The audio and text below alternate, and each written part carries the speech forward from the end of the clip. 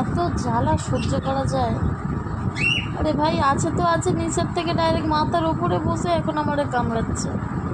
এর জন্য বলে এত ভালোবাসা একদমই ভালো না। আবারও টিয়া পাখিকে দেখুন দেখুন কেমন কেমনভাবে আমাকে আরে ভাই ছেড়ে দে, আমাকে ছেড়ে দে বলছি, হাজার বললেও ছাড়ছে না। কেন কেন তোর অসুবিধাটা কোথায়? ডাইরেক্ট ওই মাথার উপরে চড়ে বসেছে, এটা কোনো কথা? হ্যাঁ,